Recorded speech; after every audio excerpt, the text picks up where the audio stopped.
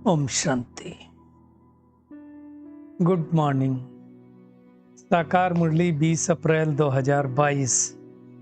बाबा का मीठा मीठा पत्र हम मीठे मीठे बच्चों के मीठे मंथन के लिए। मंथन शुरू करने से पहले सुख के सागर शिव बाबा की सुख भरी किरणों के नीचे बैठ जाते हैं और अनुभव करते हैं, मैं सुख स्वरूप आत्मा हूं, सुख के सागर की संतान हूं। आज मीठे बाबा ने कहा, मीठे बच्चे, जो खुशी खुद को मिली है, यानी खुद को मतलब आपको जो खुशी मिली,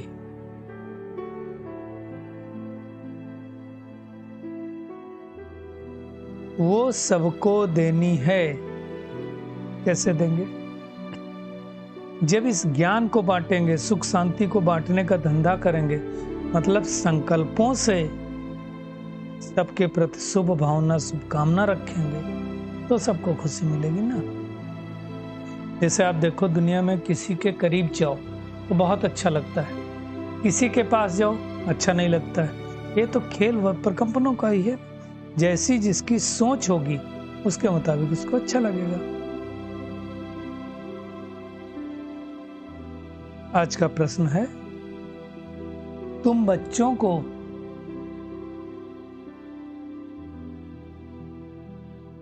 इस ड्रामा की हर सीन बहुत ही पसंद है, क्यों? बाबा कहते क्योंकि स्वयं क्रिएटर को ये ड्रामा पसंद है। अब भगवान को जो चीज पसंद हो और हम कहें हमें ये चीज नहीं पसंद है, ये बात ठीक है क्या?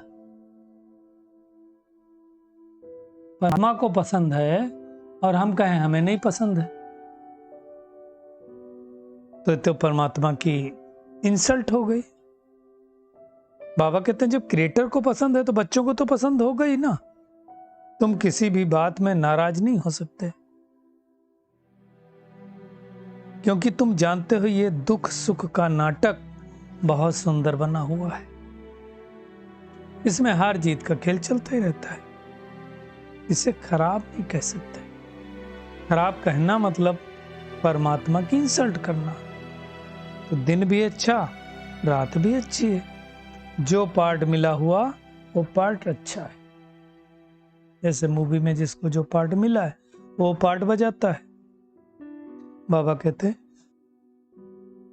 उसे जो खुशी से बजाते हैं वो मजे में रहते हैं, और जो कंपेयर करते रहते हैं, इनका पार्ट तो बड़ा अच्छा है, इनका पार्ट नहीं अच्छा, इनका पार्ट नहीं अच्छा, मेरा ही पार्ट खराब है, तो वो फिर सुखी नहीं रह पाते।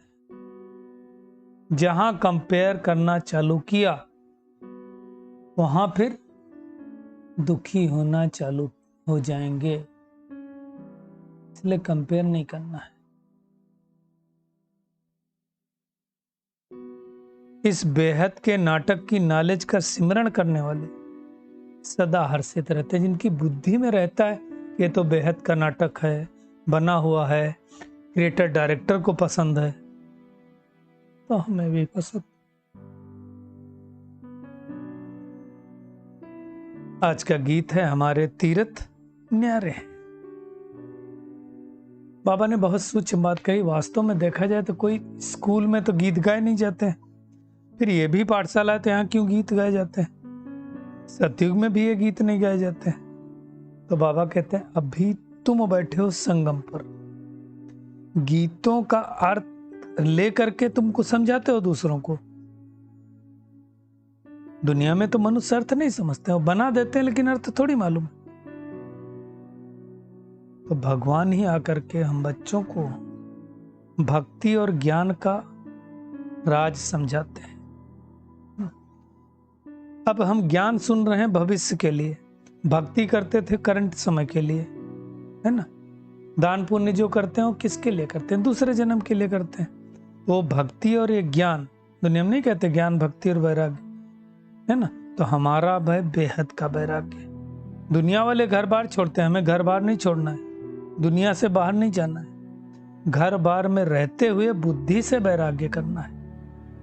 बाबा कहते तुमको तो मालूम है सृष्टि जड़ी भूत हो गई, इसका तो विनाश होना ही है। दुनिया वालों ने क्या किया? कल की आयु लंबी कर दी। अब आप बैठ के बातें समझाते हैं।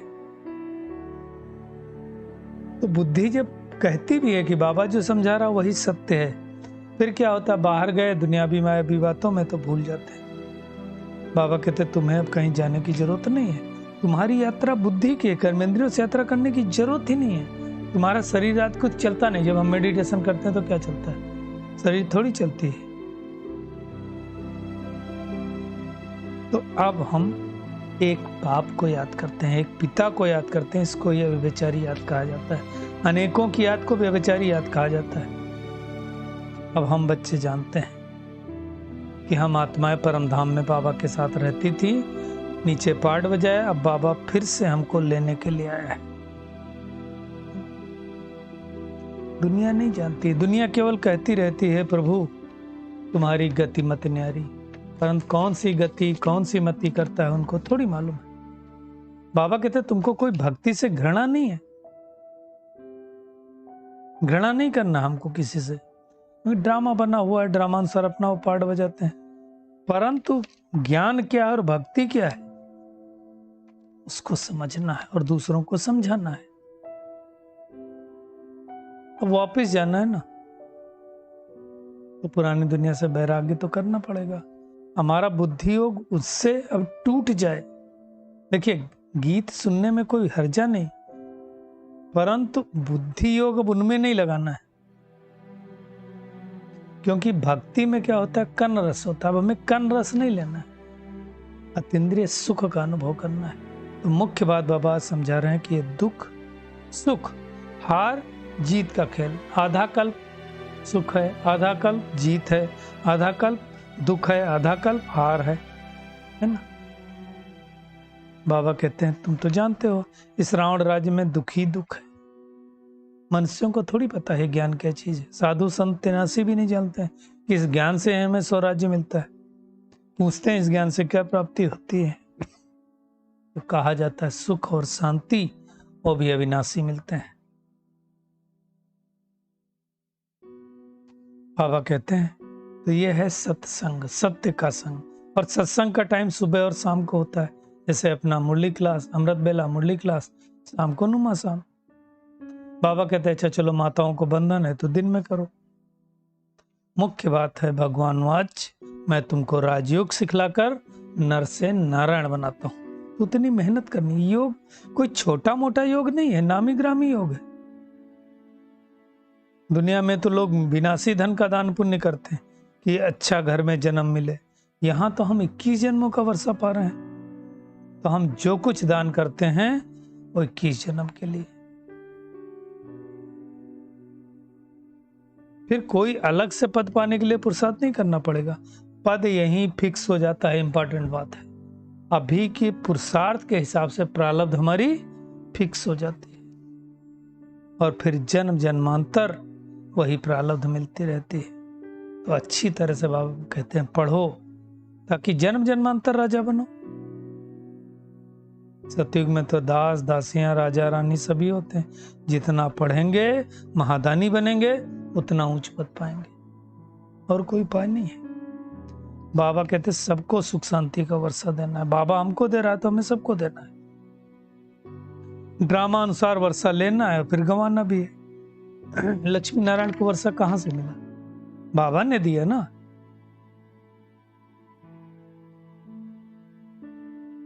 तो अब हमें मेहनत करनी है 21 जन्मों की बात सही लेने के लिए। लक्ष्मी नारायण कैसे बने, जरूर उसके पहले जन्म में संगम युग पर उन्होंने मेहनत किया होगा, पुरुषार्थ किया होगा। बाबा कहते तुम इस समय बेगर हो फिर प्रिंस बन जाओगे, और प्रिंस होगा तो कहां जन्म लेगा, महाराजा महारानी के पास ही जन्म लेगा। बाबा कहते हैं अभी भी कोई कोई राजा होते हैं जिनका प्रजा पर बहुत प्यार रहता है, तो हम राजयोग सीख रहे हैं राजा बनने के लिए, है ना। तो मुख्य बात है इस ड्रामा को समझना है, और ये ड्रामा अनादि बना हुआ और बहुत ही सुंदर नाटक बना हुआ है।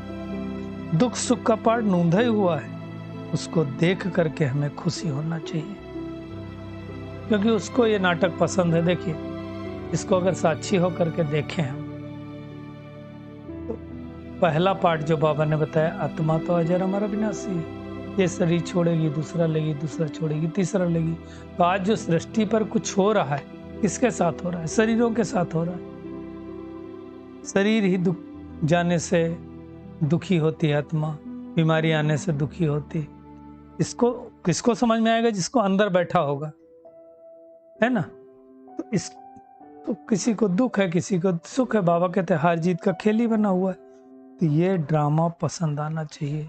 जो हुआ वो भी अच्छा, जो हो रहा है वो भी अच्छा, और जो होने वाला वो सबसे अच्छा। खराब कौन कहेगा? भगवान का बनाया हुआ ड्रामा है, प्रभु की रचना है तो अच्छी ही होगी ना। कहते भी हैं वाह प्रभु तेरी लीला परम्पार। तो विचित्र है ना परमात्मा की लीला। तो सारा दिन बुद्धि में हमको यही ख्याल रखना है, कितना वंडरफुल खेल बना हुआ है ना। भगवान की लीला कितनी अपरंपार है। इस नाटक का चिंतन सारा दिन करते रहना और खुशी में रहना है। ये सब बातें हम बाबा के द्वारा हम ही जाने, दुनिया में तो कोई जानते ही नहीं ना इन बातों को।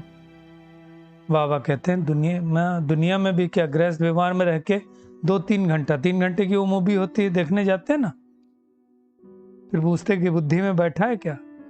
ये बेहद का नाटक फिर बुद्धि में क्यों नहीं बैठता है? क्यों हम भूल जाते हैं? तो ये चक्र पूरा स्मृति में रखना है। बाबा कहते तुम बुद्धि से जानते हो और फिर दिव्य दृष्टि से भी देखते हो। शुरू में बहुत साक्षात्कार हुए थे ना, बाबा कहते आगे चलकर फिर से साक्षात्कार होते रहेंगे। तो आज सारा दिन क्या होमवर्क करना है? एक तो जो हमको खुशी मिली, वो सुख मिला, शांति मिली, वो सबको बांटते जाना है। बाप समान महादानी बनना है। ज्ञान को धारण करके फिर उसका विचार सागर मंथन करके उगारना है। ये बेहद का नाटक है, इसको देख देख कर हर्षित होना है। प्रभु की लीला और ये ड्रामा कितना विचित्र है, ये बात सिमरण में रख करके मजे में रहना है। आज का बाबा का वरदान है, पुरुषार्थ के साथ योग के प्रयोग की विधि द्वारा वृत्तियों को परिवर्तन करने वाले सदा विजयी भव। बाबा कहते हैं पुरुषार्थ धरनी बनाता है,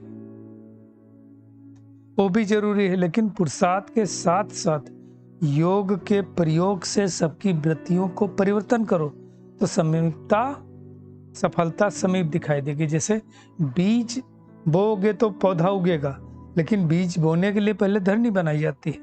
तो ऐसे पुरुषार्थ करना है। दृढ़ निश्चय और योग के प्रयोग द्वारा बाबा कहते हैं किसी की भी बुद्धि को परिवर्तन कर सकते हो। इसका प्रयोग करेंगे हम आज से। किसी आत्मा की बुद्धि को बदलना है तो क्या करेंगे? उसके ऊपर संकल्प करेंगे, प्रयोग करेंगे दृढ़ निश्चय द्वारा। सेवाओं में बाबा कहते जब भी कोई हलचल हुई है तो उसमें विजय योग के प्रयोग से ही मिली है हमेशा। आप इतिहास उठा करके देखो। इसलिए पुरुषार्थ से बाबा कहते धनी बनाओ, लेकिन बीज को प्रत्यक्ष करने के लिए योग का प्रयोग करो, तब विजयी भाव का वरदान प्राप्त हो जाएगा। स्लोगन है, सेवा द्वारा पुण्य की पूंजी जमा करने वाले ही पुण्य आत्मा है। चलिए परमात्मा किरणों के नीचे बैठ जाते हैं और अनुभव करते हैं, मैं बाप समान सुख शांति प्रेम खुशी का महादानी आत्मा हूँ। मुझे जो सुख शांति प्राप्त हुई है, अन्य आत्माओं को देने वाली कोटों में कोई आत्मा हूँ। ये ड्रामा बहुत सुंदर बना हुआ है। हार और जीत, सुख और दुख का खेल है। ये ड्रामा क्रिएटर डायरेक्टर परमात्मा को पसंद है, इसलिए हमें भी पसंद है। इस ड्रामा के पट्टे पर अटल होकर के हर एक के पार्ट को साक्षी होकर देखना है, तब हमारा दिन भी अच्छा होगा, रात भी अच्छी होगी और इस ड्रामा पर हम अचल अडोल रह पाएंगे। शुक्रिया मीठे प्यारे बाप दादा, शुक्रिया आप सभी का इस मीठे मंथन के लिए। ओम शांति।